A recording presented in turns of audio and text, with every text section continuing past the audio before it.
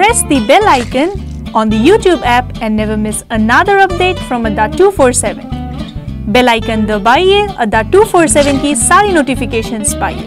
Adda247, government job in your pocket. Hello friends, this is Anchal and I welcome you all on Adda247 with the topic that is reading comprehension. So as we very well know, comprehension means what? This defines, that means you have to understand whatever is given to you. If I say comprehension means to understand and reading means that you have to go through the lines, that means what? कि आपको पढ़ते पढ़ते किसी चीज़ को समझना है, right? Read करते करते आपको किसी चीज़ को समझना है. This is what we mean by reading comprehension. But certainly you need to take care of certain things. जब प्री के एग्जामिनेशन में यही चीज़ पूछी जाती है तो ये सिर्फ एक ही क्वेश्चन होता है. That means it may be of like 5 to 10 marks. But जब मेंस के एग्जाम में यही आएगा तो it will be 2 in number. ये 2 ज़रूर आएंगे, ठीक है, जिसमें से कंपेरेटिवली दोनों में से कोई एक ईजी होता है, एक डिफिकल्ट होता है, ठीक. दूसरी चीज़ क्या बताने वाली है कि आपको कुछ टिप्स का ध्यान रखना पड़ता है whenever you try to solve comprehension in your examination. One thing, पहली चीज़ क्या करनी है, you have to read the questions first. सबसे पहले क्वेश्चंस को रीड करोगे. Why do I ask you to say this? Why do I ask you? देखो, क्लोस्टर्स में हम पहले पैराग्राफ रीड करते हैं फिर ऑप्शंस पे जाते हैं. यहाँ पर उल्टा होता है. यहाँ पर पहले क्वेश्चन रीड करेंगे उसके बाद पैराग्राफ रीड करेंगे.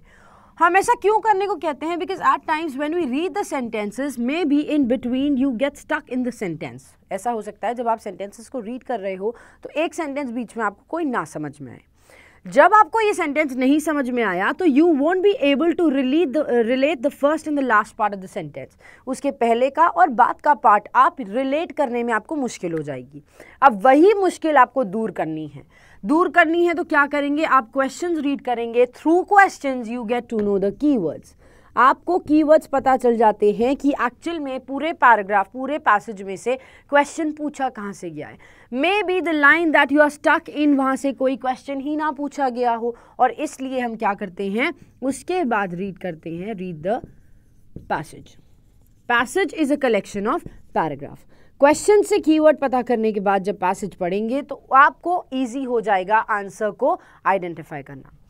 उसके अलावा you have 4 more points to keep in note. सबसे पहली चीज़, हर वो चीज़ जो हाइफन के बीच में दी गई है, anything and everything that is written between the hyphens should be ignored. वो इग्नोर करने का होता है. क्यों? क्योंकि जो भी हाइफन के बीच में गिवन रहता है वो या तो किसी चीज़ का एग्जाम्पल होता है या फिर किसी चीज़ का एक्सप्लेनेशन होता है. और एक्सप्लेनेशन और एग्जाम्पल से रिलेटेड क्वेश्चन नहीं आएगा. क्यों? क्योंकि यही चीज़ ऑलरेडी हाइफन से पहले एक्सप्लेन करी जा चुकी है, right. With this you have to ignore one more thing. एक और चीज़ को इग्नोर करना है जो कि है आपका relative pronoun. जैसे कि who, what, that, which, whom, whose, इन सब के बाद की इंफॉर्मेशन जो भी दी गई है that is also ignored. क्यों? क्योंकि इससे रिलेटेड भी कोई क्वेश्चन नहीं आता है. लेकिन ज़रूरी एक चीज़ है, जैसे however होता है, जैसे moreover होता है, जैसे thus होता है, ये कुछ आपके स्ट्रक्चर वर्ड्स होते हैं, ठीक है. ये कुछ होते हैं स्ट्रक्चर वर्ड्स, और स्ट्रक्चर वर्ड्स के बाद की इंफॉर्मेशन आपके लिए बहुत इंपॉर्टेंट होती है. तो इसको गलती से भी मिस मत करिएगा, ठीक है, इसको मिस नहीं करना है. दूसरा, जब आप रिलेटिव प्रोनाउन के जैसे दैट को यूज़ करोगे तो उसके बाद की इंफॉर्मेशन तो इग्नोर होगी, लेकिन at times that is also used as a conjunction. That का यूज़ कंजंक्शन के तौर पर भी होता है. And when we use that as a conjunction, जब हम दैट को कंजंक्शन के जैसे यूज़ करते हैं, उसके बाद की इंफॉर्मेशन आपके लिए बहुत इंपॉर्टेंट हो जाती है, ठीक है. तो आपके लिए ये कुछ चीज़ें हैं जो बहुत ज़्यादा इंपॉर्टेंट है while solving any kind of question. तो पहले एनी काइंड ऑफ कॉम्प्रीहेंशन के क्वेश्चन को सॉल्व करते टाइम तो सबसे पहले क्या करोगे, read the questions, then you get to know the keywords, read the passage, ignore what is given between the hyphens, ignore what's given after the relative pronoun, take note of whatever is given after the structure words like thus, hence, however, moreover, and then take a note of certain things that is given after that which is used as a conjunction in the sentence. तो ये चीज़ें आपको ध्यान में रखनी है किसी भी क्वेश्चन को सॉल्व करने से पहले. तो इन टिप्स को ध्यान में रखते हुए लेट्स बिगिन आवर क्वेश्चंस. सबसे पहली चीज़ हमने क्या बोली है कि पहले हम क्वेश्चंस देखेंगे, तो 1 बाय 1 करके एक एक क्वेश्चन को हम देखते हैं और उसके बाद हम कॉम्प्रिहेंशन पढ़ेंगे. ठीक है, तो चलिए देखते हैं. सबसे पहला क्वेश्चन हमारी स्क्रीन पर क्या दिया गया है, and the first question is on your screen now. देखो, the 1960s and 1970s can best be described as a period. 1960s और 70s का जो पीरियड है उसको आप सबसे बेहतर तरीके, सबसे अच्छे तरीके से कैसे एक्सप्रेस कर सकते हो. When quantity or rather when quality business education contributed to the superiority of US corporations. कह रहे हैं जब quality business education था, मतलब बिजनेस एजुकेशन तो था, उसके साथ साथ क्वालिटी बिजनेस, मतलब उनका क्वालिटी बहुत ज़्यादा अच्छी थी, तो ये सुपीरियरिटी डिफाइन करता था और इसने कंट्रीब्यूट किया था कि यूएस के कॉर्पोरेशंस को. ठीक, when the number of MBAs rose from under 5,000 to over 50,000. कह रहे हैं एमबीएस का जो नंबर था वो 5,000 से नीचे था और वो सडनली 50,000 से ऊपर पहुंच गया. फिर when management education gained new academic stature and greater respect. कह रहे हैं जब मैनेजमेंट एजुकेशन ने गेन कर लिया एक नया एकेडमिक स्टैचर, मतलब एक स्टेटस उनको मिल गया एकेडमिक का, और ग्रेटर रिस्पेक्ट, ज़्यादा रिस्पेक्ट उनको मिलने लग गई. when the MBA became more disreputable. कह रहे हैं MBA ज़्यादा disreputable बन गया था. reputable is a positive word जिसकी reputation अच्छी हो जाए, dis लगा दोगे तो वही word negative हो जाएगा. फिर people realize that management ability cannot be taught. कह रहे हैं लोगों ने realize कर लिया कि management ability teach नहीं करी जा सकती है. तो हमारा पहला क्वेश्चन था 1960s और 1970s का पीरियड किस तरह से आप डिफाइन कर सकते हो. ठीक है, तो चलो अब देखते हैं सेकंड क्वेश्चन में क्या दिया गया है, उसके अकॉर्डिंग जज करेंगे कि आगे क्या क्वेश्चंस आंसर करने. पैसेज के according learning which was useful in the 1960s या 70s became irrelevant in the 80s. कह रहे हैं 60s और 70s के बीच में जो नॉलेज गेन करी गई थी, जो एजुकेशन थी, वो 80s में जाके नल हो गई. 80s में जाके नल हो गई. क्या ऐसा हुआ था? फिर मैनेजमेंट एजुकेशन फेस किया क्रिटिसिज्म को 1980s में. 1980s में मैनेजमेंट ने क्रिटिसिज्म फेस किया. या फिर business schools are sensitive to the needs of industry. Business school sensitive हैं इंडस्ट्री के नीड्स पे, मतलब तो उसको फुलफिल नहीं कर पा रहे हैं, और जैसे ही कोई चेंज आता है या जैसे ही कोई रिक्वायरमेंट आती है तुरंत उसको चेंज करने लगते हैं. By the 1980s business schools contributed to the decline in US competitiveness. कह रहे हैं 1980s के आते आते तक बिजनेस स्कूल ने कंट्रीब्यूट किया था यूएस के कॉम्पिटिटिवनेस की डिक्लाइन में, मतलब यूएस की कॉम्पिटिटिवनेस क्या हो गई थी, नीचे गिरने लग गई थी. फिर prevailing beliefs regarding educational institutions. कह रहे हैं प्रिवेलिंग मतलब जो पहले से चल रहे थे बिलीव्स, जो धारणाएं थी एजुकेशन इंस्टीट्यूशन से रिलेटेड उनके रिगार्डिंग, वो भी दिया गया था. तो पैसेज के अकॉर्डिंग क्या ट्रू है वो यहाँ पर हमें बताना है. ठीक है, अब हम चलते हैं थर्ड क्वेश्चन की तरफ. Let's see what's given over there. The growth in the popularity of business schools among students was most probably due to. कह रहे हैं growth in the popularity of business school, मतलब बिजनेस स्कूल्स जो थे वो popular हो गए थे, और इनकी पॉपुलर होने की रिस्पॉन्सिबिलिटी, इनके पॉपुलर होने की ग्रोथ को किसको बोला गया था, किस चीज़ को रिस्पॉन्सिबल ठहराया गया था स्टूडेंट्स के बीच में, was most probably due to, किसकी वजह से, हर्बर्ट ए साइमन की वजह से, a management professor winning the Nobel prize in economics. वो इकोनॉमिक्स में नोबेल प्राइज उन्होंने जीता था, इस वजह से हुआ. The gain in academic structure, academic status में उनको बहुत ज़्यादा बढ़ोतरी हुई थी, इस वजह से. The large number of MBA degrees awarded, बहुत सारी MBA डिग्रीज अवॉर्ड करी गई थी, इस वजह से. Then a perception that it was a passport to the good life. क्या ये धारणा, ये बिलीफ बन गया था लोगों के बीच में कि अगर हम MBA कर लेते हैं, अगर हम मैनेजमेंट स्टूडेंट बन जाते हैं तो ये एक अच्छी ज़िंदगी का पासपोर्ट हमें मिल जाएगा. This is a way, this is a path, this is a ticket to success.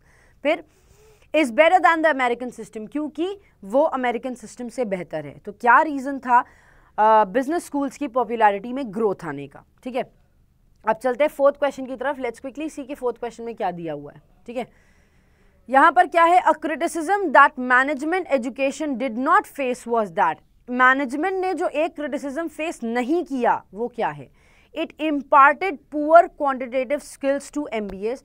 कह रहे हैं उन्होंने MBA के क्वांटिटेटिव स्किल्स जो थे वो बहुत बेकार स्किल्स उनको इम्पार्ट किए थे, उनको दिए थे। फिर इट वॉज अननेसेसरी एंड डिलीटीरियस, वो ज़रूरत नहीं थी उसकी और वो डिलीटीरियस था, मतलब उसको डिलीट करने योग्य था। इट वॉज इररिवोकेबली इररेलेवेंट, कह रहे हैं उसको वो बिल्कुल इररेलेवेंट था, जिसको आप एक्सप्रेस भी नहीं कर सकते, इतना इररेलेवेंट था जिसकी रिक्वायरमेंट ही नहीं थी। It is inculcated undesirable attitudes in students, ये इसने इनकलकेट कर दिया, मतलब पैदा कर दिया था स्टूडेंट्स के अंदर कैसा एटीट्यूड, अनडिज़ायरेबल, मतलब students were not ready, student didn't want, undesirable about something, वो चाहते ही नहीं थे कोई चीज़। फिर when quality business education contributed to superiority of US corporations, कह रहे हैं US corporations की superiority में contribute किया था quality business education ने, ठीक है। चलो अब देखते हैं फोर्थ वाले में, फोर्थ में देख लिया है। फोर्थ में हमने पूछा है कि मैनेजमेंट को क्या क्रिटिसिज्म नहीं मिला था, ठीक है, मैनेजमेंट को क्या क्रिटिसिज्म नहीं मिला था, तो ये पूछा है। अब चलते हैं फिफ्थ क्वेश्चन की तरफ, लेट्स सी फिफ्थ में क्या दिया है।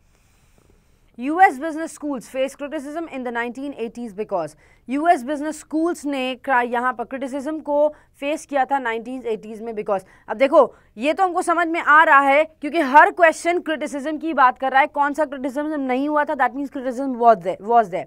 और यहाँ पर कह रहे हैं US business schools में face criticism उन्होंने किया था 1980s में, क्यों, तो मतलब US का जो business school था उसमें क्रिटिसिज्म तो हुआ है भाई इनको, है ना, बिजनेस स्कूल्स में क्रिटिसिजम्स तो हुए हैं, ठीक।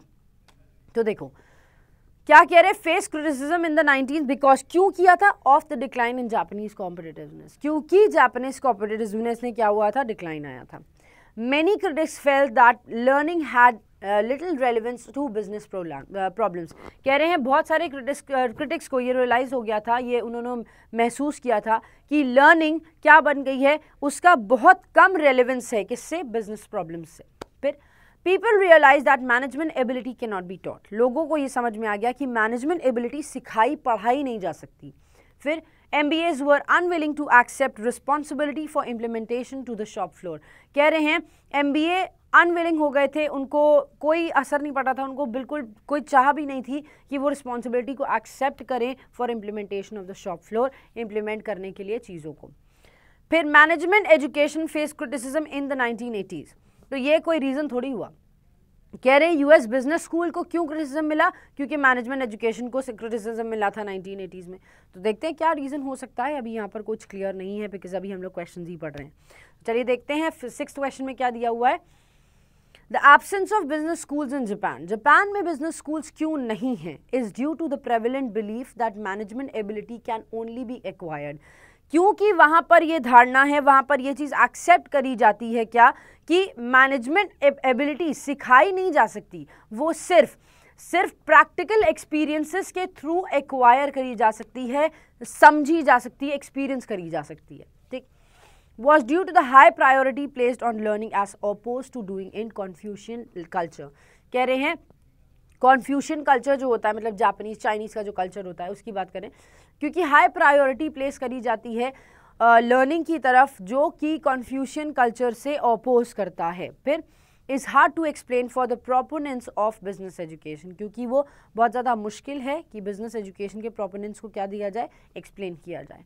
फिर contributed a great deal to their success in international trade and business, कह रहे हैं उन्होंने काफ़ी बड़ा ग्रेट डील ऑफ सक्सेस बनाया था इंटरनेशनल ट्रेड और बिजनेस में। It inculcated undesirable attitudes in students, उन्होंने स्टूडेंट्स के अंदर अनडिज़ायरेबल एटीट्यूड बढ़ा दिया था या फिर इनकलकेट कर दिया था। देखो ये ऑप्शन एक और क्वेश्चन में भी गिवन था, राइट। तो चलो अब देखते हैं एक क्वेश्चन और आया आपके पास, क्या कि जापान में ये चीज़ क्यों नहीं है, बिजनेस स्कूल्स का रीति रिवाज क्यों नहीं है, ठीक। Now let's move on to the seventh question, let's see क्या दिया है। तो Japanese were initially able to do without business school as a result of, Japanese पहले बिना बिजनेस स्कूल्स के काम कर लेते थे, क्यों। तो यहाँ पर अगेन जापानीज की बात हुई है, जापानीज बिजनेस स्कूल के बिना वर्क कर लेते थे, ऐसा हाउ इज दैट पॉसिबल।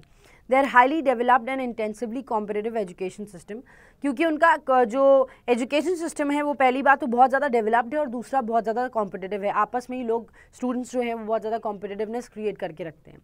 फिर dispatching hundreds of students to learn the secrets of western technology and modernization, क्योंकि बहुत सारे स्टूडेंट्स को भेजना पड़ता, 100 स्टूडेंट्स को डिस्पैच करना पड़ता लर्न करने के लिए वेस्टर्न टेक्नोलॉजी और मॉडर्नाइजेशन के बारे में।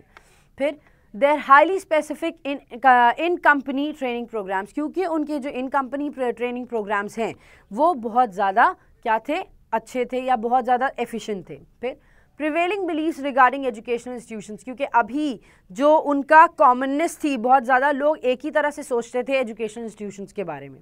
क्या सोचते थे वो हमें पैराग्राफ पढ़ के ही पता चलेगा। फिर a perception that it was a passport to the good life, एक बिलीफ बन गया था, एक धारणा बन गई थी उनके दिमाग में कि ये एक पासपोर्ट है एक अच्छी लाइफ की, टिकट है अच्छी लाइफ की तरफ। ठीक, तो देखो 8th क्वेश्चन में क्या दिया हुआ है, let's see the 8th question is well. जब Japanese modified their views, Japanese ने अपने व्यूज को मॉडिफाई कर दिया। तो इनिशियली बोला गया था, क्वेश्चन में ही पूछा है, इनिशियली उन्होंने बैंकिंग स्कूल के बिना काम चला लिया था। कैसे काम चला लिया था? और अब क्वेश्चन पूछ रहा है क्या, Japanese modified their views, Japanese ने अपना व्यू को मॉडिफाई कर लिया था, उन्होंने अपने व्यूज को चेंज कर लिया था मैनेजमेंट एजुकेशन के प्रति, बिकॉज ऑफ, क्यों चेंज कर लिया था? तो इन्हीं के इनिशियल व्यूज को छोड़ते फिर व्यूज क्यों चेंज हुए, ये पूछा गया है। Greater exposure to US MBA programmes, क्योंकि यूएस एमबीए प्रोग्राम्स का एक्सपोजर ज़्यादा हो गया था, बढ़ गया था। The need to develop world wide, उनको वर्ल्ड वाइड बढ़ने की ज़रूरत थी, इस वजह से हो गया था।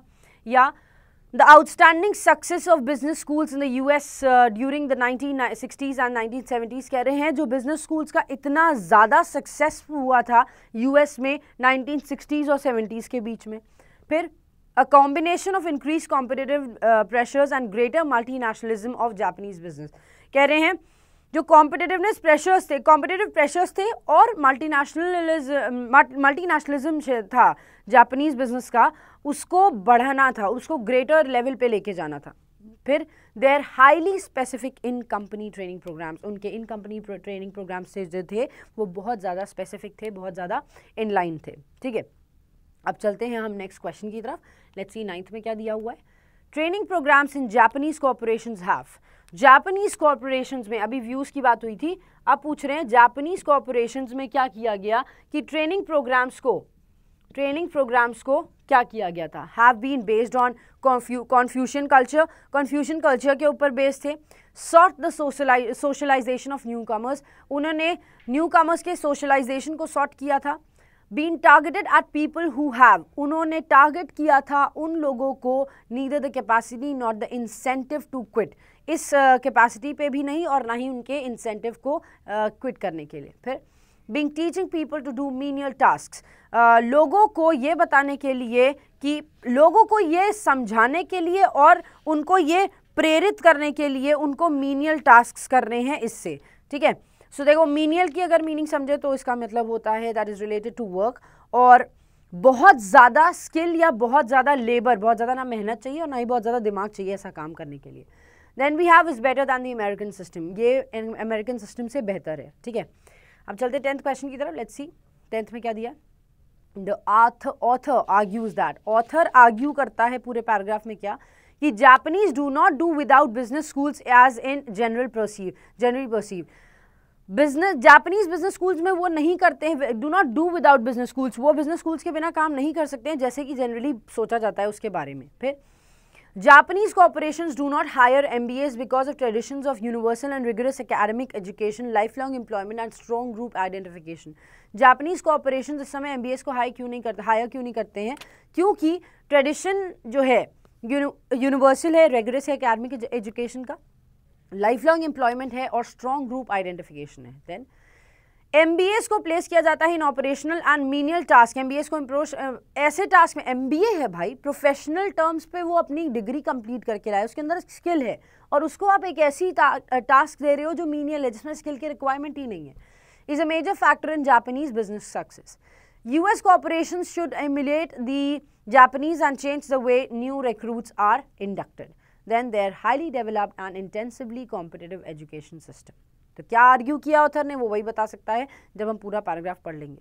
अब चलते हैं नेक्स्ट क्वेश्चन की तरफ। Let's quickly read the next question. Main difference between US and Japanese corporation. US और जापानीज कॉर्पोरेशन के बीच में क्या मेन डिफरेंस है?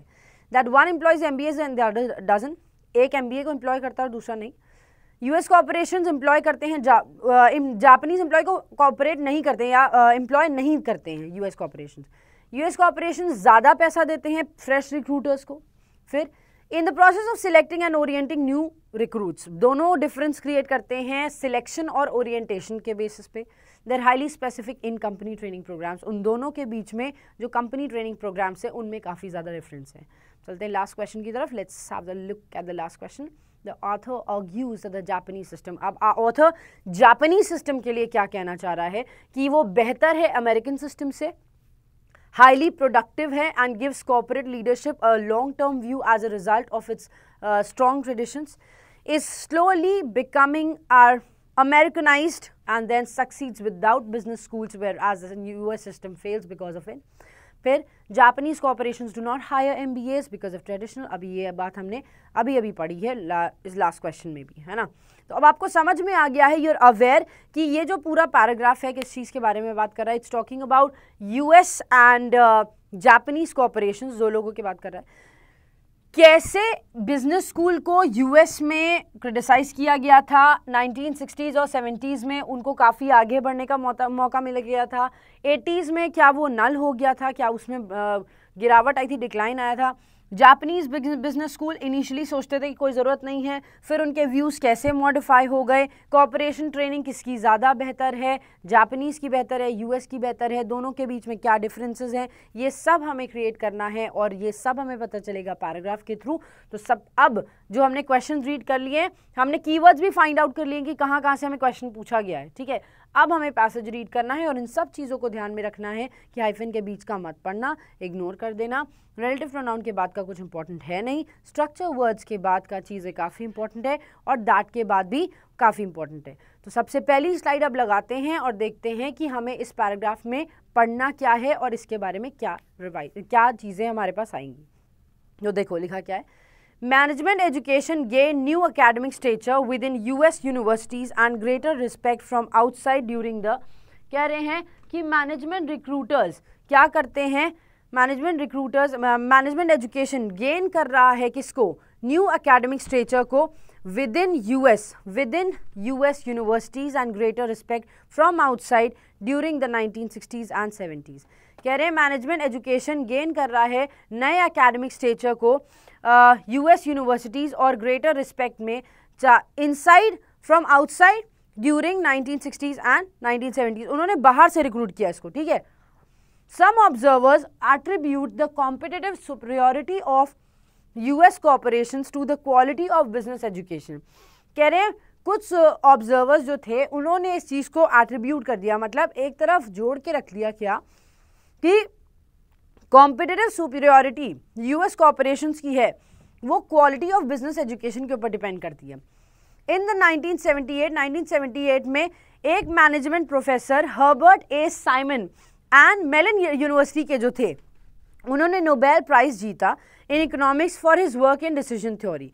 जो डिसीजन थ्योरी पे उन्होंने काम किया था उस पर रिलेटेड।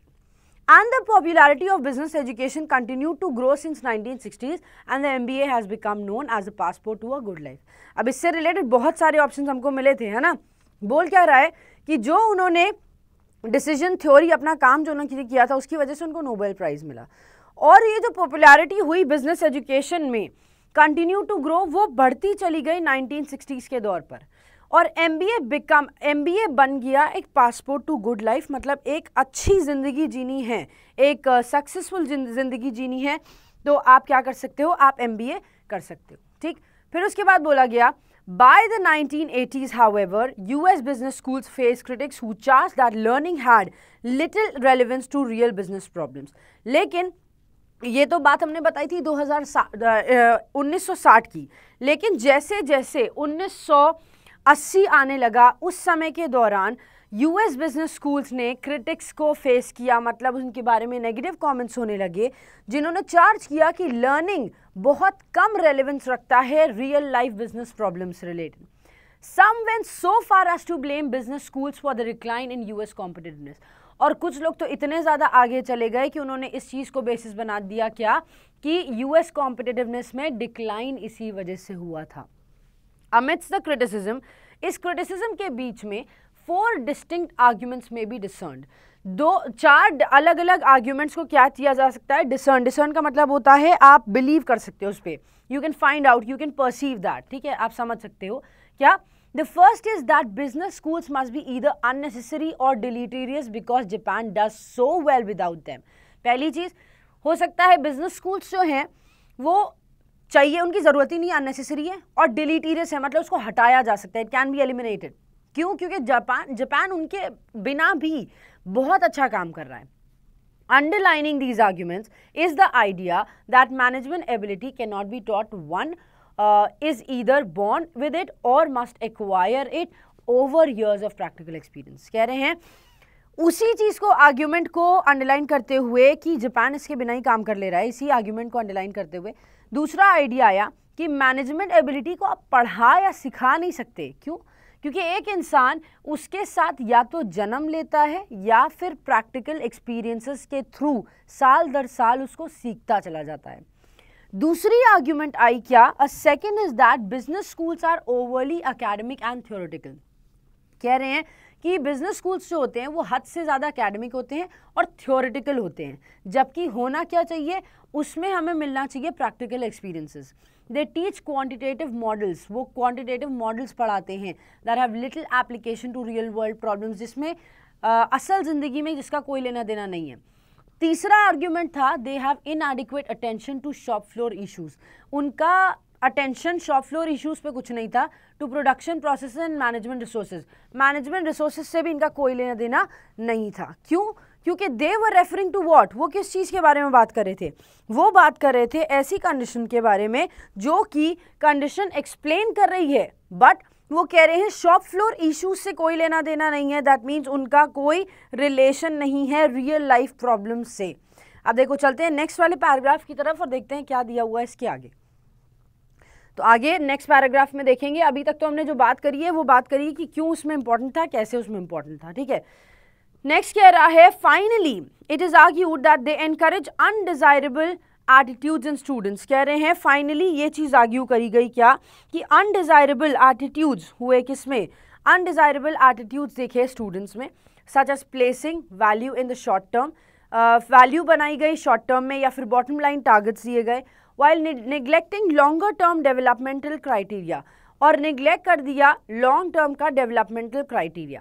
In summary अगर सब कुछ सारांश में लिखा जाए या बताया जाए तो some business executives, कुछ business executives जो थे कंप्लेन करते हैं कि MBAs are inapplicable of making day to day peritoneal decisions. MBAs जो हैं वो day to day peritoneal decisions को लेने में incapable हैं.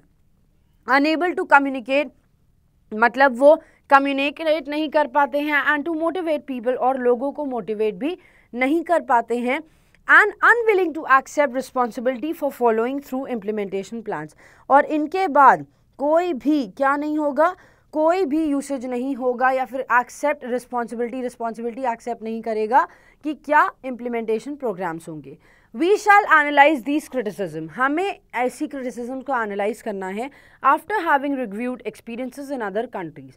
सारी कंट्रीज़ के क्रिटिसिजम्स को एनालाइज करने के बाद, रिव्यूज़ लेने के बाद.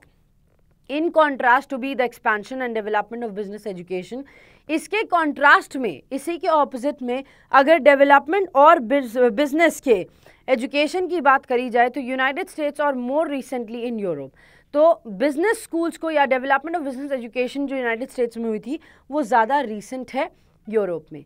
Japanese business schools graduate no more than 200 MBAs each year, और जापानीज बिजनेस स्कूल्स भी ग्रेजुएट करते हैं 200, आई सपोज, हाँ 200 से ज़्यादा MBA हर साल नहीं वो बनाते हैं, ठीक है. The Keio Business School (KBS) was the only graduate school of management in the entire country until the mid-70s, and it is still boasts that only 2-year master's program. और तब अब तक कंट्री में Keio business school, that means KBS नाम का एक graduate school है, वो भी ग्रेजुएट कराता है मैनेजमेंट इंस्टीट्यूशंस में, और पूरी कंट्री में सिर्फ 1970s में सिर्फ एक ही, मिड 1970s सिर्फ एक ही यही इंस्टीट्यूशन था, और वो अभी भी बोस्ट करता है ओनली 2-year मास्टर्स प्रोग्राम, अभी भी बोस्ट करता है कि उसके पास सिर्फ 2 साल का मास्टर्स प्रोग्राम है. The absence of business schools in Japan would appear in contradiction with the high priority placed upon learning by its Confucian culture. कह रहे हैं जो एब्सेंस क्रिएट किया जाता है बिजनेस स्कूल्स के द्वारा जापान में, वो आएगा नज़र में कब? इन कॉन्ट्रडिक्शन, उसके ऑपोजिट में, विद द हाई प्रायोरिटी, ज़्यादा प्रायोरिटी जो इनके साथ जोड़ी जाती है, प्लेस करी जाती है लर्निंग द कॉन्फ्यूशन कल्चर के अकॉर्डिंग पढ़ने से. Confucian colleagues taught administrative skills as early as 1630s. Confucian culture ने इनको बताया था, इनको समझाया था कि एडमिनिस्ट्रेटिव स्किल्स को कब कैसे पढ़ना चाहिए, 1630s में ही बता दिया था. And Japan wholeheartedly accepted western learning following the Meiji restoration of 1868. और जापान ने पूरे हार्ट से, मतलब बहुत वेलकमिंग तरीके से इसको एक्सेप्ट किया था वेस्टर्न लर्निंग को, फॉलोइंग द मीजी रेस्टोरेशन जो हुआ था 1868 में. जब हंड्रेड्स ऑफ स्टूडेंट्स डिस्पैच किए गए थे यूनिवर्सिटीज़ में, यूएसए की, जर्मनी की, इंग्लैंड की, फ्रांस की, to learn the secrets of western technology and modernization, ताकि वो वेस्टर्न कल्चर और मॉडर्नाइजेशन के बारे में सीख सके, समझ सके. ठीक है, चलिए अब देखते हैं लास्ट पैराग्राफ की तरफ एंड लेट्स सी कि लास्ट पैराग्राफ में दिया क्या गया है. लास्ट पैराग्राफ की तरफ जल्दी से चलते हैं. लेट्स सी लास्ट पैराग्राफ में क्या है. तो देखो यहाँ क्या लिखा है. More over the Japanese educational system is highly developed. कह रहे हैं मोर ओवर, इसके साथ साथ जापानीज एजुकेशनल सिस्टम जो है वो बहुत ज़्यादा डेवलप्ड है. Intensely competitiveness can be created for raising the literary and mathematical abilities of the Japanese to the highest level in the world. और अगर इसकी बात करी जाए तो जापानीज़ के एजुकेशन सिस्टम को हमने हाईली डेवलप्ड और कॉम्पिटिटिव क्यों बनाया है? क्योंकि जो इनका लिटरेरी रेजिंग है मतलब बढ़ते हैं जैसे ये, और मैथमेटिकल जो एबिलिटीज़ इनके अंदर है वो दुनिया में सबसे ज़्यादा हाई लेवल पे है. ठीक है, अंटिल रिसेंटली, मतलब अभी तक की अगर बात करी जाए तो Japanese corporations have not been interested in using either local और foreign business schools for the development of their future executives. कह रहे हैं अभी तक जापानीज़ कॉर्पोरेशंस को इंटरेस्ट लेते हुए नज़र नहीं आए हैं कि लोकल और फॉरेन बिजनेस स्कूल्स को डेवलपमेंट के लिए उनके फ्यूचर एग्जीक्यूटिव्स की ज़रूरत है. Their in company training programmes have sought the socialization of newcomers. उनके जो इन कंपनी ट्रेनिंग प्रोग्राम्स हैं उन्होंने ऑलरेडी न्यू कमर्स को सोशलाइज करने के लिए सॉर्ट कर लिया है. The younger the better. जितने ज़्यादा वो यंग होंगे उतने ज़्यादा वो बेहतर होंगे. तो एजुकेशन सिस्टम में जाने की ज़रूरत नहीं है, हमारे पास खुद ही इतने सारे प्रोग्राम्स हैं कि हम आपको बेहतर बना देंगे. ठीक. The training is highly specific and those who receive it. जो ट्रेनिंग जो ऑलरेडी बहुत ज़्यादा स्पेसिफिक है और वो लोग भी जो उनको रिसीव करते हैं have neither the capacity not the incentives to quit. और जो लोग इनको रिसीव करते हैं उनके पास ना कैपेसिटी है और ना ही इंसेंटिव है कि वो उसको छोड़ सके. ठीक. फिर आगे लिखा है the prevailing belief says MI. कह रहे हैं जो प्रिवेलिंग बिलीफ है वो कहता है MI is that management should be born out of experience and many years of effort and not learn from education institutions. वो ये भी कहते हैं कि मैनेजमेंट जो है वो निकलना चाहिए लोगों के एक्सपीरियंसेस से, पढ़ाई लिखाई से. कह रहे हैं कि एजुकेशन इंस्टीट्यूशन से आपको एक्सपीरियंस नहीं निकल सकता. आप जब तक ईयर्स ऑफ मेहनत, बहुत सालों की मेहनत नहीं करोगे तब तक आप यूज़ नहीं कर पाएंगे, तब तक आप एक्सपीरियंस गेन नहीं कर पाएंगे. A 1960s survey of Japanese senior executive confirmed that a majority, 54%, believe that managerial capabilities can be attained only on the job and not in universities. 1960s में एक सर्वे हुआ था, जापानी के सीनियर एग्जीक्यूटिव्स ने ये कंफर्म कर दिया, जो कि मेजॉरिटी है 54% थे, वो लोग इस बात पे विश्वास रखते थे कि मैनेजरियल कैपेबिलिटीज़ सिर्फ और सिर्फ अटेन करी जा सकती है, उसका कोई शॉर्टकट नहीं है कि आप यूनिवर्सिटीज़ में उनको सिखा सके. फिर However, this view seems to be changing. और ये view change होता हुआ नज़र आया.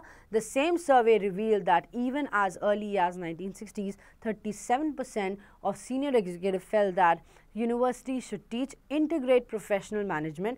और उसमें इनसे 37% ये भी कहना चाहते थे कि यूनिवर्सिटीज़ को इंटीग्रेट प्रोफेशनल मैनेजमेंट तो सिखा देनी चाहिए, लेकिन 1980s तक में combination of increased competitive pressure or greater multinationalization of Japanese business are making the Japanese take a fresh look at management education.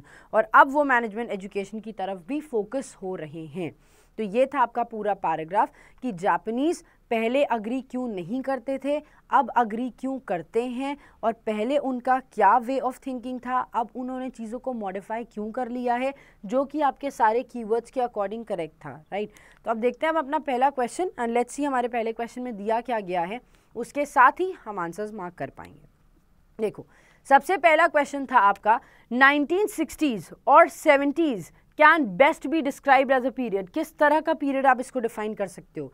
When quality business education contributed to the superiority of US corporations, क्या ऐसा था?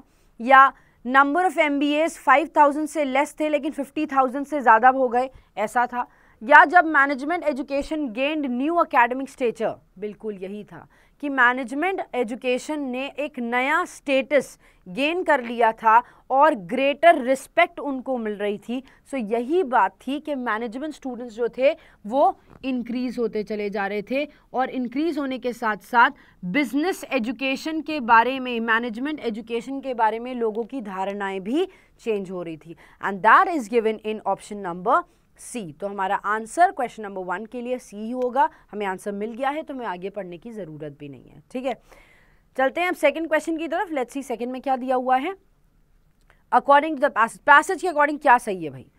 अब देखो, learning which was useful in the 1960s and 70s became irrelevant in 1980s। 1960s और 70s में जो learning important थी वो 80s में आके खराब हो गई, बर्बाद हो गई। तो हमारा एक क्वेश्चन आंसर हो गया। अभी कह रहे नल हो गई क्या वहाँ पे? देखो, ऐसा तो था नहीं, है ना। मैनेजमेंट एजुकेशन फेस क्रिटिसिज्म इन 1980s। 1980s में क्रिटिसिज्म उनको ज़रूर हुआ था। मतलब अगर सपोज करो 100 लोग हैं तो 100 लोग में से मे बी 50 लोग, मे बी 60 लोग उसके अगेंस्ट में थे। ये चीज़ तो कही जा सकती है। फिर कह रहे business schools are insensitive to the needs of industry. Business schools insensitive है नीड्स ऑफ इंडस्ट्री के, मतलब इंडस्ट्री क्या चाहती है उनको कोई फ़र्क ही नहीं पड़ता है। ऐसा तो कुछ नहीं लिखा है, तो सी वाला मैंने एलिमिनेट कर देंगे। फिर डी में लिखा है 1980s तक बिजनेस स्कूल कंट्रीब्यूट कर रहे थे यूएस कॉम्पिटिटिवनेस को। नहीं, 1980s में तो क्रिटिसिज्म चालू हो गया था। फिर prevailing beliefs regarding education institution, नहीं, option number B is absolutely correct. क्या कह रहा है कि 1980s में बिजनेस एजुकेशन को, मैनेजमेंट एजुकेशन को, बिजनेस स्कूल्स को बहुत ज़्यादा क्रिटिसिज्म, बहुत ज़्यादा निंदा मिली थी। So option number B is correct according to question number 2। Now let's move on to the next question. The growth in the popularity of business schools among students was most probably due to, कह रहे हैं कि business school के popularity में जो growth हुआ था students के बीच में, वो किससे related हुआ था, किस वजह से हुआ था? चलो, किस वजह से हुआ था? क्या हर्बर्ट ए साइमन ने, मैनेजमेंट प्रोफेसर जो विनिंग नोबेल प्राइज में, जिनको इकोनॉमिक्स में मिला था, जो थ्योरी उन्होंने लिखी थी, उस वजह से हुआ था? या एकेडमिक स्टेचर बढ़ गया था? ऑब्वियसली एकेडमिक स्टेचर बढ़ गया था, राइट। फिर larger number of MBA degrees हो गई थी? नहीं। लोगों को ये पता चल गया था कि ये पासपोर्ट है एक अच्छी लाइफ के लिए? नहीं। Is better than the American system? No. उसका एकेडमिक स्टेचर बढ़ गया था, लोग उसके बारे में बेहतर सोचने लग गए थे, इस वजह से option number B is correct question for question number 3 कि ग्रोथ पॉपुलैरिटी में, बिजनेस स्कूल्स की पॉपुलैरिटी में ग्रोथ इसलिए आया था क्योंकि एकेडमिक स्टेचर उसका इंप्रूव हो गया था, बढ़ गया था, और उसको ज़्यादा रिस्पेक्ट मिल रही थी। तो option number B is absolutely correct for question number 3। अब चलते हैं फोर्थ की तरफ। लेट्स सी फोर्थ में क्या दिया है। A criticism that management education did not face was that. Criticism, 4 criticism हुए थे मैनेजमेंट एजुकेशन की तरफ, है ना। 4 आर्ग्यूमेंट्स आए थे उसके अगेंस्ट में। अब क्या नहीं था वो आपको बताना है। तो देखो क्या नहीं था। पहला, it imparted poor quantitative skills to MBAs। बिल्कुल कहा गया था कि उनकी जो स्किल्स हैं, जो वो स्किल्स देते हैं, वो रियल लाइफ के लिए एप्लीकेबल ही नहीं है। बिल्कुल कह रहे हैं इट वॉज अननेसेसरी एंड डिलीटरियस। ये भी लिखा गया था कि वो जो स्किल्स प्रोवाइड करा रहे हैं, जो चीज़ें वो पढ़ा रहे हैं, वो उनकी ज़रूरत ही नहीं है और वो एलिमिनेट किया जा सकता है। और फिर कह रहे हैं इट इज़ इररिवोकेबली इररेलेवेंट। इररिवोकेबली इररेलेवेंट तो ऐसा कुछ नहीं लिखा था। फिर कह रहे हैं it inculcated undesirable attitudes. Undesirable attitude students में आ गया था, बिल्कुल लिखा है। और जब क्वालिटी बिजनेस एजुकेशन कंट्रीब्यूट कर रहा था सुपीरियरिटी को यूएस कॉर्पोरेशन। देखो ये चीज़ हम किसकी बात कर रहे हैं? क्रिटिसिज्म की बात करें तो लास्ट वाला क्रिटिसिज्म तो नहीं है। क्या क्रिटिसिज्म नहीं मिला था? सो ऑप्शन नंबर सी में कहा गया है कि इररिवोकेबल इररेलेवेंट हो गया था, तो यही क्रिटिसिज्म उनको नहीं मिला था, and which makes option number C as a correct answer for question number 4। Question number 4 के लिए आपका ऑप्शन नंबर सी बिल्कुल सही आंसर होगा। चलिए अब चलते हैं हम अगले क्वेश्चन की तरफ। Let's see the next question on screen. US business schools face criticism in the 1980s because US criticism, US business schools को क्या मिला था, क्रिटिसिज्म मिला था, किस वजह से मिला था, क्यों मिला था 1980s में, दैट्स आवर क्वेश्चन। तो कह रहा है of the decline in Japanese competitiveness, Japanese की कॉम्पिटिटिवनेस में डिक्लाइन आया था, क्या इस वजह से मिला था, नहीं। Many critics felt that learning had little reference to business problems, कह रहे हैं बहुत सारे क्रिटिक्स को ये लग गया था कि हम सिर्फ सीख के बिजनेस प्रॉब्लम्स को सॉल्व नहीं कर सकते, हमें एक्सपीरियंसेस लेने पड़ते हैं तभी हम बिजनेस प्रॉब्लम्स को सॉल्व कर सकते हैं। People realise that management ability can not be taught, लोगों को ये लग गया था कि मैनेजमेंट एबिलिटी क्या होगी, पढ़ाई नहीं जा सकती। फिर MBAs were unwilling to accept responsibility for implementation on the shop floor, ये तो क्रिटिसिज्म था ना उसका कि शॉप फ्लोर की इम्प्लीमेंटेशन वो सिखा ही नहीं रहा है। फिर उसके बाद मैनेजमेंट एजुकेशन ने फ्रेस किया था क्रिटिसिज्म को 1980s में। तो देखो यहाँ पर जो बात हो रही है that is related to option number B. Critics को ये महसूस हो गया था, क्रिटिक्स को ये फील हो गया था कि लर्निंग का रेलेवेंस, लर्निंग का लेना देना बिजनेस प्रॉब्लम से बहुत कम है, बहुत कम लेना देना है। So option number B makes a correct sentence, ठीक है। बी बिल्कुल आपका सही आंसर होगा। किस चीज़ से रिलेटेड, कि क्रिटिसिज्म क्यों मिला था उनको 1980s में, क्योंकि क्रिटिक्स को ये रियलाइज हो गया था कि उसका बहुत कम लेना देना है किसी भी चीज़ से, ठीक है। अब चलते हैं 6th क्वेश्चन पे। Let's quickly have a look at the 6th question. The absence of business schools in Japan, business school में जापान के या फिर जापान में बिजनेस स्कूल्स क्यों नहीं है, वो एब्सेंट क्यों हैं, why are they not there, क्यों नहीं है बिजनेस स्कूल्स यहाँ पर, ये आंसर हो गया। जापान में बिजनेस स्कूल्स क्यों नहीं है, तो क्यों नहीं है, it is due to the prevalent belief that management ability can only be acquired over years of practical experience, क्योंकि वो इस चीज़ पे विश्वास रखते हैं कि मैनेजमेंट एबिलिटी पढ़ाने से नहीं आ सकती लेकिन आपके बहुत सालों के एक्सपीरियंसेस से आ सकती है। तो ये कहा गया है ना। फिर कह रहे हैं वो due to the high priority placed on learning, क्योंकि वो लर्निंग पे ज़्यादा प्रायोरिटी देते हैं। अगर लर्निंग पर प्रायोरिटी देते तो स्कूल्स ना होने की बात क्यों आती। फिर is hard to explain for the proponents of business school, business education को एक्सप्लेन करना उनके लिए बहुत ज़्यादा मुश्किल है, नहीं। Contributed a great deal to the success in international trade and business, trade and business में उनका बहुत ज़्यादा कॉन्ट्रीब्यूशन है, तो उसका बिजनेस स्कूल से क्या लेना देना है, नहीं होगा। फिर इनकलकेट कर देते हैं अनडिजायरेबल एटीट्यूड्स को स्टूडेंट्स में, तो जब है ही नहीं तो इनकलकेट करेगा क्यों। सो option number A is correct for question number 6। Option number ए सही है कि बिजनेस स्कूल्स क्यों नहीं है, क्योंकि उनके अंदर एक कॉमन बिलीफ है उन सब के अंदर कि लोगों को प्रैक्टिकल चीज़ें बताओ तो वो एक्सपीरियंसेस ज़्यादा लेंगे एज कम्पेयर टू उसको लर्न कराने से। ऑप्शन नंबर ए सही। अब हम चलते हैं 7th क्वेश्चन की तरफ, देखते हैं 7th में क्या दिया है। तो देखो पहले लिखा है the Japanese were initially able to do without business schools as a result of, पहले जापानीज बिना बिजनेस स्कूल्स के काम कर लेते थे, पहले बिजनेस स्कूल्स वहाँ पर नहीं थे, बिना इसके काम कर लेते थे। तो क्या हुआ एज अ रिजल्ट ऑफ, क्यों कैसे काम कर लेते थे, कैसे काम कर लेते थे, their highly developed and intensive competitive education system, क्योंकि उनका जो एजुकेशन सिस्टम है वो ऑलरेडी बहुत ज़्यादा कॉम्पिटिटिव है, बिल्कुल यही लिखा था। फिर बी में कह रहे डिस्पैच करना पड़ता था उनको बहुत सारे स्टूडेंट्स को कि वो वेस्टर्न टेक्नोलॉजी और मॉडर्नाइजेशन के सीक्रेट्स को लर्न करें, नहीं, इस वजह से जापानीज के पास स्कूल्स नहीं थे, नहीं। फिर कह रहे हैं they highly specific in company training programs, नहीं, वो कह रहे बिजनेस स्कूल्स क्यों नहीं थे। फिर कह रहे प्रिवेलिंग बिलीफ था एजुकेशन इंस्टीट्यूशंस के बारे में, तो क्या एजुकेशन इंस्टीट्यूशंस के बारे में उनका कोई बिलीफ था, नहीं। फिर कह रहे पासपोर्ट था गुड सक्सेस के लिए, अगर पासपोर्ट था तो वो बिना बिजनेस स्कूल्स के क्यों काम करते। फिर ऑप्शन नंबर ए आपका ज्ञान फिर से करेक्ट हो जाता है। क्वेश्चन नंबर 7 के लिए भी ऑप्शन नंबर ए ही आपका करेक्ट आंसर बनेगा कि जापानीज इनिशियली बिना बिजनेस स्कूल के क्यों काम कर लेते थे, क्योंकि उनके एजुकेशन सिस्टम में ही बहुत ज़्यादा कॉम्पिटिटिवनेस बनी हुई थी, ठीक है। अब चलते हैं हम 8th क्वेश्चन की तरफ, let's have a look 8th में क्या दिया है। The Japanese modified their views on management education because of, अच्छा पहले कह रहे थे कि वो बिना बिजनेस स्कूल के काम कर लेते थे, अब उनके व्यूज चेंज कैसे हो गए, उनके व्यूज चेंज कैसे हो गए, तो Japanese modified their views, Japanese ने अपने मॉडिफाई किया व्यूज को मैनेजमेंट एजुकेशन के बिकॉज ऑफ व्हाट, कैसे चेंज किया, तो देखो कैसे चेंज किया। Greater exposure to US MBA programs, क्या उनका ज़्यादा एक्सपोजर बढ़ गया था US MBA प्रोग्राम्स की तरफ, नहीं, वो तो अपोज कर रहे थे उसको, वो तो क्रिटिक थे उसके, है ना। फिर कह रहे थे need to develop world wide contacts and become Americanised, क्या जापानीज अमेरिकन जैसे बनना चाहते थे या अमेरिकनाइज्ड होना चाहते थे, अमेरिकन बनना चाहते थे, नहीं। फिर कह रहे थे outstanding success of business schools, business schools का जो बहुत ज़्यादा सक्सेस हुआ था 1960s और 70s में, इस वजह से, नहीं। A combination of increased competitive pressure and greater multinationalization of business, Japanese business. कह रहे हैं जो कॉम्बिनेशन बन गया था कि कॉम्पिटिटिवनेस की जो प्रेशर है वो बहुत तेज़ी से बढ़ता चला जा रहा है और जापानीज़ का मल्टीनेशनलाइजेशन जो है बिजनेस का वो भी इंक्रीज होता चला जा रहा है. तो इन सभी रीज़न की वजह से जापानीज़ ने मॉडिफाई किया अपने व्यू को कि उसे भी मैनेजमेंट एजुकेशन की कुछ ना कुछ ज़रूरत है और their highly specific in company training programs. तो उसमें भी ज़रूरत नहीं है. ऑप्शन नंबर डी यहाँ पर बिल्कुल सही आंसर आपका होगा विद द करेक्ट सेंस कि जापानीज़ ने मॉडिफाई क्यों किया अपने रोल्स को, क्यों किया अपने आंसर रोल्स को क्यों मॉडिफाई किया या फिर व्यूज़ को क्यों मॉडिफाई किया, क्योंकि वो कह रहे थे कि अब कॉम्पिटिटिवनेस बढ़ गई है तो स्टूडेंट्स को अवेयर होना चाहिए कि क्या हो रहा है सोसाइटी में. ठीक है, अब हम चलते हैं 9th क्वेश्चन की तरफ. 9th में देखिए क्या दिया गया है.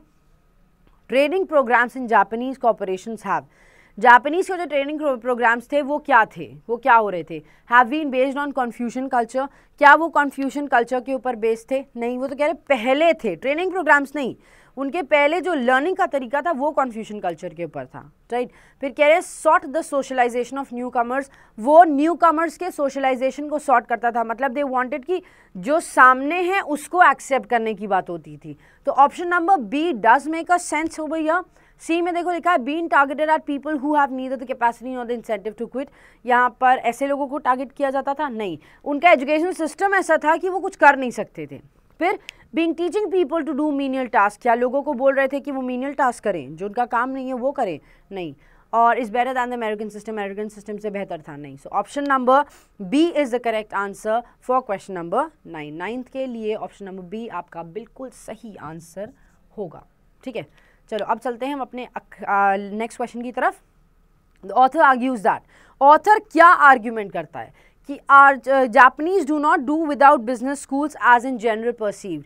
जापानीज बिना बिजनेस स्कूल्स के काम नहीं कर सकते हैं जैसे जनरली परसीव माना जाता है या समझा जा सकता है.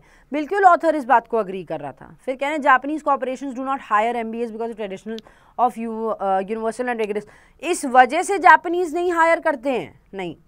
फिर कह रहे हैं प्लेसिंग एमबीएस इन ऑपरेशनल मीनियल टास्क. क्या एमबीए को वो ऑपरेशनल मीनियल टास्क में अपॉइंट करते हैं? जब एमबीए बनवा ही नहीं रहे तो मीनियल टास्क में लगाएंगे क्यों, है ना. US corporation should emulate the Japanese and change the way new recruits are inducted. US corporations को चेंज कर देना चाहिए, उसने ये तो कभी नहीं बोला. फिर हाईली डेवलप्ड और इंटेंसिव कॉम्पिटिटिवनेस है एजुकेशन सिस्टम की. नहीं. Option number A is absolutely correct for question number 10. ए बिल्कुल सही होगा कि ऑथर क्या आर्ग्यू कर रहा है कि Japanese do not do without business schools as in general perceived. जो वो बिजनेस स्कूल के बिना नहीं काम कर सकते हैं जनरली जो परसीव किया जाता है उसके अकॉर्डिंग. ठीक है, तो क्वेश्चन नंबर 10 के लिए option number A is absolutely correct. Now let's move on to the next question. चलते हैं अब 11th क्वेश्चन की तरफ जल्दी से और देखते हैं 11th क्वेश्चन में क्या दिया है. मेन डिफरेंस क्या है यूएस और जापानीज कॉर्पोरेशन के बीच में? तो मेन डिफरेंस क्या है? सबसे पहली चीज that one employ MBAs and the other doesn't. एक एम्प्लॉय करता है एमबीएस को और दूसरा नहीं करता है. तो ये मेन डिफरेंस नहीं है. मेन डिफरेंस पूछा, ये डिफरेंस तो है लेकिन मेन डिफरेंस नहीं है. फिर लिखा हुआ है क्या that US corporations do not employ Japanese employ. US corporation Japanese के एम्प्लॉय को जापानीज पीपल को एम्प्लॉय नहीं करते हैं, ऐसा भी नहीं लिखा है. The US corporations pay more to fresh recruits. US corporation ज़्यादा पैसा देते हैं फ्रेश रिक्रूट्स को, ये भी नहीं लिखा है. इन the process selecting and orienting new recruits. ये हाँ कह सकते हो कि दो डिफरेंसेस क्या हैं कि जिस तरह से वो सिलेक्ट करते हैं और जिस तरह से दोनों का ओरिएंटेशन बनता है. एक कहता है कि एमबीए करके आओ ताकि तुम्हें इस चीज़ के बारे में नॉलेज, और दूसरा कहता है तुम्हें एमबीए करने की ज़रूरत नहीं क्योंकि तुम्हें प्रैक्टिकल एक्सपीरियंसेस लेकर ही आप इस चीज़ को, मैनेजमेंट के स्किल को सीख सकते हो. तो उसमें डिफरेंसेस हैं, है ना. तो option number D is correct for question number 11 के लिए आपका डी आंसर बिल्कुल सही होगा. ठीक, अब चलते हैं लास्ट क्वेश्चन की तरफ. क्विकली जल्दी से लास्ट क्वेश्चन पे जाएंगे. लिखा है the author argues at the Japanese system. Author argue करता है, बहस करता है कि जापानीज सिस्टम क्या है, बेटर है अमेरिकन सिस्टम पे. उसे ये नहीं कहा कि अच्छा है ख़राब है ना. वो कहते हैं कि हाईली प्रोडक्टिव है and gives corporate leadership a long term view as a result of its strong traditions. बिल्कुल वो कह रहे हैं प्रोडक्टिव ज़्यादा है और वो ट्रेडिशनल टर्म से लेकर स्ट्रॉन्ग ट्रेडिशन से बेसिस पे लॉन्ग टर्म व्यूज़ रखते हुए कॉर्पोरेट लीडरशिप ज़्यादा प्रोवाइड करता है. क्यों? क्योंकि वो लर्निंग के ऊपर ज़्यादा बेस्ड ना लेकर, लर्निंग के ऊपर ज़्यादा बेस्ड ना होकर वो प्रेफरेंस देते हैं किस चीज़ को, ये प्रेफरेंस देते हैं कि ज़्यादा से ज़्यादा किस चीज़ की बात हो सके. एक्सपीरियंसेस को गेन करने की बात हो सके, है ना। So option number B is absolutely correct for the last question, that's question number 12। यहाँ पर हमारा ये पैसेज एंड होता है, लेकिन एक चीज़ हमेशा ध्यान रखना, जब भी कोई भी पैसेज सॉल्व करने जाओगे तो सबसे पहले क्वेश्चंस रीड करना, so that you get the keywords. जैसे हमें कीवर्ड्स मिल गए थे तो हम पैसेज को आसानी से समझ पा रहे थे, है ना, और हमें आंसर्स भी मिल रहे थे। फिर पैसेज को रीड करेंगे, उसके बाद जो भी हाइफन के बीच में दिया है उसको इग्नोर करना है, जो भी रिलेटिव प्रोनाउन के बाद दिया हुआ है उसको इग्नोर करना है, जो स्ट्रक्चर वर्ड्स के बाद गिवन है वो इंपॉर्टेंट है, और जब दैट कंजंक्शन के तौर पर यूज होता है तो उसके बाद की इंफॉर्मेशन भी बहुत ज़्यादा इंपॉर्टेंट होती है। तो ये सारे टिप्स एंड ट्रिक्स को ध्यान में रखते हुए आप ज़्यादा से ज़्यादा कॉम्प्रीहेंशन प्रैक्टिस करने की कोशिश करिए, क्योंकि एरर डिटेक्शन में कुछ नहीं आया तो नहीं आया, क्योंकि वो रूल नहीं वहाँ पर लिखा हुआ है। लेकिन जब रीडिंग कॉम्प्रीहेंशन सॉल्व करने जाओगे एग्जाम में तो everything is given, everything is written in that passage, हर चीज़ पैसेज में ही दी गई है और हर क्वेश्चन आपको पैसेज से ही रिलेटेड पूछा गया है। तो आप जब आंसर करेंगे तो आपके लिए आंसर उसी में से निकालना है। तो अब आपके ये 10 नंबर आपसे कोई भी नहीं लेके जा सकता है। So it's better to practise and attempt comprehension in your examination as well. With this I take alvida from you people. Take care of yourselves, keep loving us, keep watching us because we love you. Bye bye, take care. Press the bell icon on the YouTube app and never miss another update from Adda247. Bell icon दबाइए, Adda247 की सारी notifications पाइए। Adda247 government job in your pocket.